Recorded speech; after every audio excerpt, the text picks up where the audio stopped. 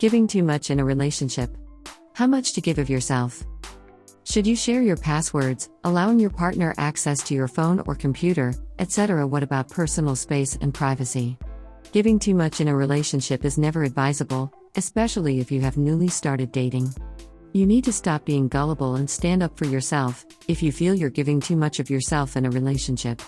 More importantly, if you feel like you don't get as much as you give, you need to take a step back and reassess your priorities. 1. I give too much in relationships, but I don't want to. A few days ago, I remember a writer friend of mine telling me the weirdest tale of his breakup that I had ever heard so far. It turned out to be a lesson on how to stop giving too much in a relationship when the other person is not reciprocating.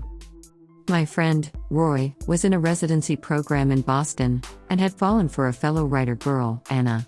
Both of them were in their early 30s and were beginning to consider the closeness as well as the seriousness of their relationship after dating for 8 months. They were pretty serious, to the point where Roy believed they were dating for marriage. One evening, while Roy was preparing for the final rehearsal of his new manuscript, Anna was sitting on the sofa and reading something on her Kindle. After a minute, Roy heard a clinking sound and saw the Kindle falling and breaking into 2 pieces. Anna immediately broke into a howl and cried her guts out. Roy tried to pacify her and consoled her that it's only a Kindle, the books are still on the cloud, and he would get her a new device. After Anna retreated to her room, though sullen-faced and droopy, Roy went back to his manuscript and continued with his rehearsals. The next morning, Anna came up to Roy and told him that she didn't want to continue this relationship and didn't want to be with him anymore. Roy was shocked at the suddenness of this revelation and asked her what had happened. Anna said, "You didn't show enough empathy when my Kindle broke. You didn't accompany me to the room and stay with me. I don't think I can plan my life with a heartless, selfish man like you." 2. Did I not do enough? While it took time for Roy to even comprehend those words from Anna, in a way he always seemed stuck on one single question: how much should I ever give of myself in a relationship? And perhaps we all wonder, do I give too much in my relationship? We all have been through hardships and an immense amount of struggle in finding that fabled right partner for us. Some of us are still struggling to find the right person. Some others are with someone who they know aren't the fabled one, and yet, till they find their north, they have decided to be with their east, west and south. But in all of these situations, we do end up investing a lot. Sometimes a real lot more than we should. But why? Because as humans, even unconsciously, we are acutely aware of the constant threat to loss. Everything may collapse, the person may leave us, they may fall in love with someone else. They may choose their career over us, they may return to where they came from. Anything can happen, and that ultimately may lead to loss, and we all want to preserve.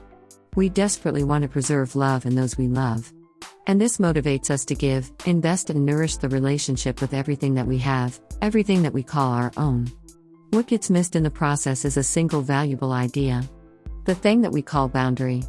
We have to remember that, once when we were young children, we perhaps didn't have a sense of individuation. We were what our parents were, we were simulations and in places replicas of their behavior, coping mechanisms, and sometimes ways of expressing love. You want to know how to stop being the giver in a relationship? Start observing your relationship, and don't go all in blindly. Make sure you're getting attached to someone who is willing to put in as much effort as you. 3. Remember the limits. But as we grow up, we also start forming a personality of our own selves.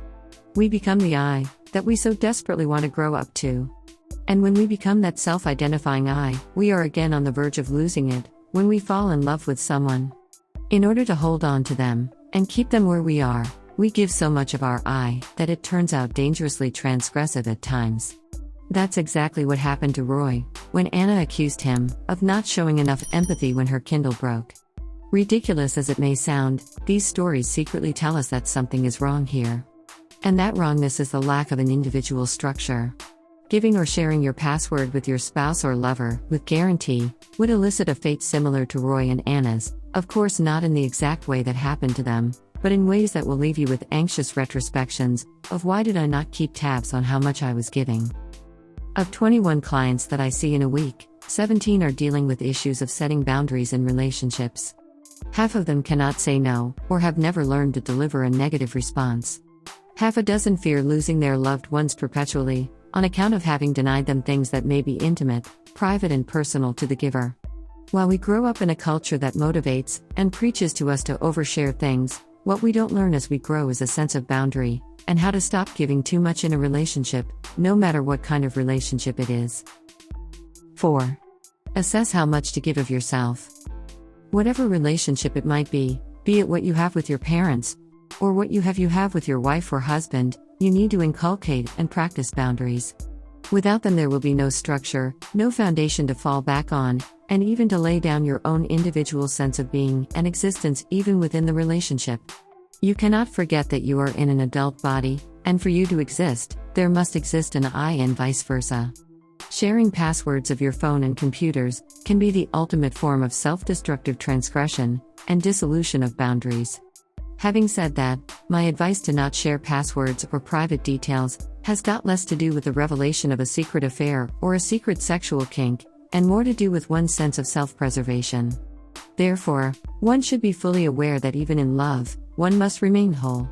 Only a whole being can be loved and nurtured, not the one that's scattered. The latter only leads to desperation later and nothing else. FAQs. 1. What happens if you love someone too much? If they don't love you back with the same intensity, you're going to suffer heartbreak and the pain of unrequited love. 2.